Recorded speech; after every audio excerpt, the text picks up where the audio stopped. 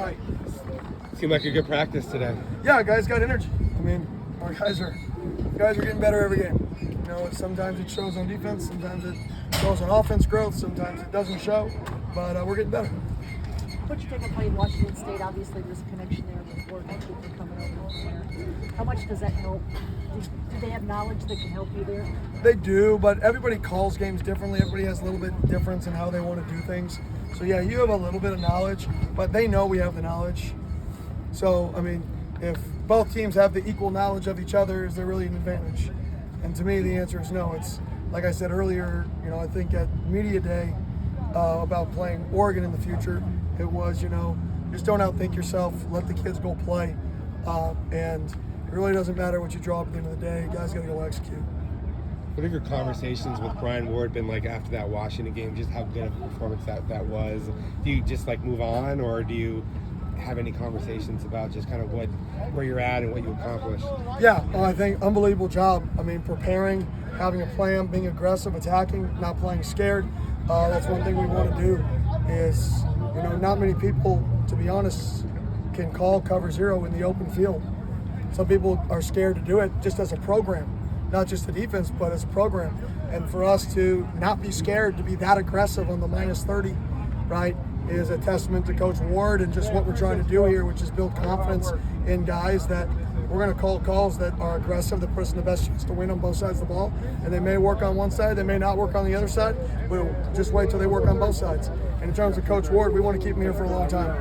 I'm doing everything I can to make sure that happens.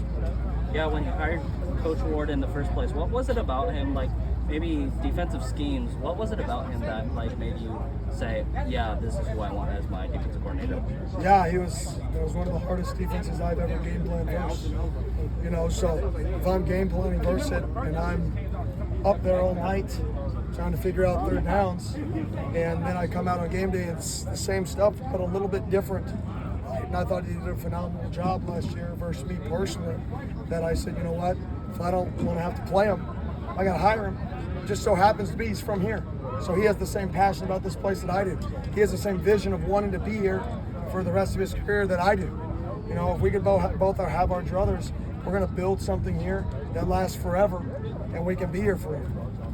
Being a defense coach too, I mean, obviously BJ and Clayton have just been solid outside, but how do you feel that they felt in Prince's growth? Because, I mean, since week one, it seems like he's grown more and more each week. Confidence. You know, that was a kid who was rated all world coming out of high school, had all the talent, lost his confidence along the way. And even times here, since he's been here, he's lost his confidence along the way. And, you know, we've just poured into him. Coach Regal's poured into him. Coach Ward's poured into him. And we've just built a relationship to give him the confidence that he needs.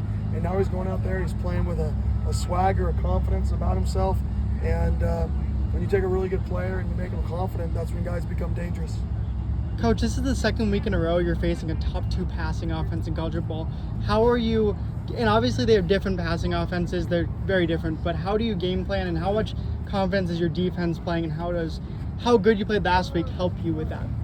Yeah, I mean, confidence is important, but you also can't be cocky.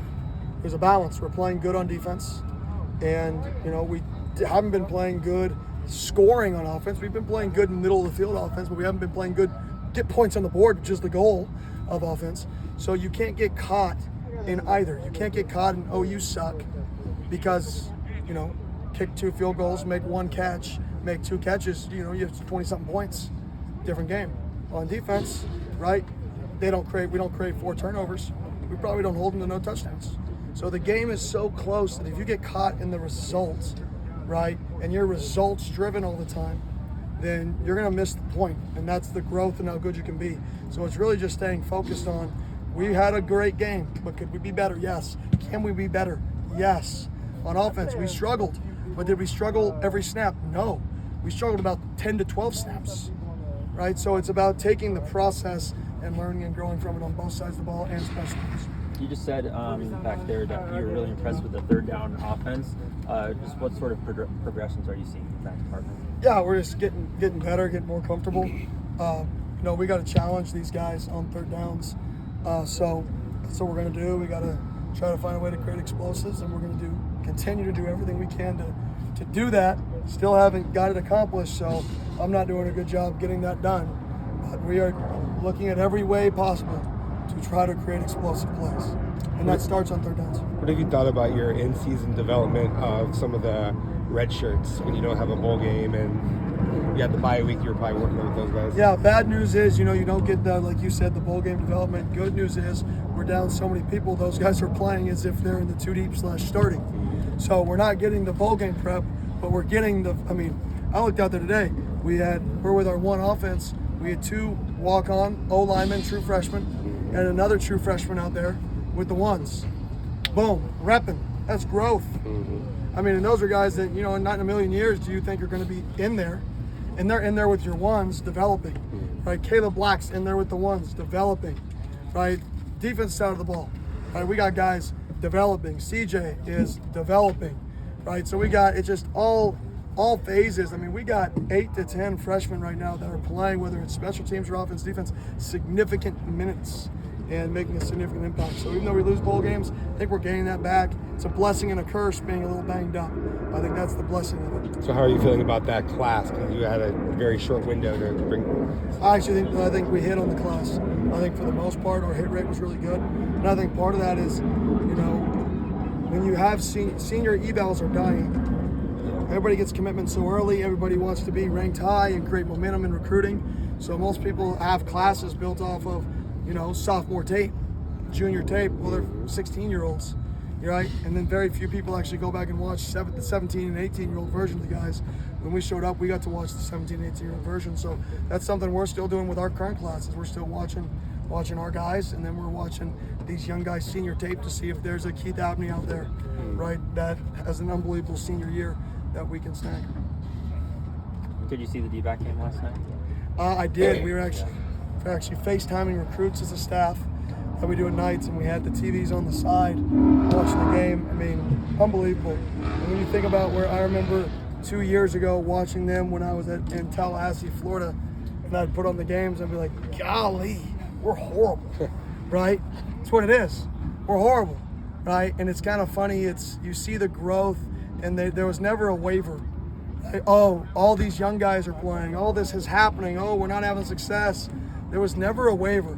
You listen to even their staff talk and their organization talk, and they had a plan and a process that people didn't like. It's not fun, but they stayed true to it. And even this year, there were times where, it was rocky. They stayed true to the process, and I think what Coach said after they won their last 2 series ago, a connected team is a dangerous team. That quote resonates to me. And that's what what our program is about. It's about relationships. It's about the culture. It's about being connected. And as it grows and grows and grows, you see what it can become. So kudos to them. Super happy for them. My wife danced with Merrill Kelly's wife, so I've known them for a long time. And it's super cool to see him, having the success he's having, being an ASU alum. And it's just awesome to see. What's the biggest challenge in that, to stay with the plan, like you said, in any sport? But you've had to deal with it on both sides, like you said. What's the biggest challenge to stay the course when you know it's right? Confidence, right? If you're not confident that what you're doing is the right way to do it, then you're going to waver. If you're confident that I've seen it work, I know it works, everywhere I've been, it's worked, then you can't waver from the process, even if people don't understand the why sometimes. Right? Even if you're going to have horrible circumstances and you're down 8 linemen, that doesn't mean you can just throw everything out the door. You can't rob Peter to pay Paul. You got to stay the course for what you know is going to be successful. And it's funny because you can see, our team as a whole. If you just looked at our team and the growth of our football team, if you just looked at the end of the game and you compared stat lines every week, if you didn't even look at the wins and losses, you just compared the stat lines every week, you would say, dang, this is a 4-win team. But we're not. And that goes back to part of our process is learning how to win. We haven't done it yet. We will, and I have zero doubt in my mind we'll learn how to win. I wish it had happened 4 weeks ago, but it hasn't. Doesn't mean we're going to change our process. Doesn't mean I can waver. I've got to stay the course just like our players have to stay the course. And you have to do it with a positive attitude. Like it's going to happen. You know it's going to get there because it will. So confidence in the process. How much are you involved in defensive game plans? Obviously philosophically, yes, but more specifically? Is there anything that you? Not really. I mean, I would say more involved in spring in terms of what I want to be, in terms of saying, hey, bring snake on the -20, bring whatever pressure you want to bring on the -25-yard line.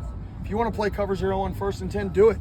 Because I know that's hard for an offense, so do it, right? Whereas most people, oh, you can only run it if you get inside the 30, right? It's too scary, can't do it. No, attack, attack, attack. So I would say it's more just the philosophy of the program is attack. Right now, we're having success attacking on defense. We're not on offense, right?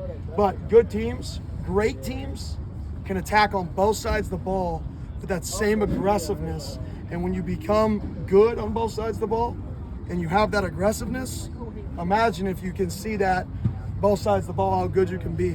And that's where we want to come on. Where we want to be is we want to be aggressive and not stupid, right? And have that balance. Appreciate it. Thank you. Thank you. Go D-Backs and Devils.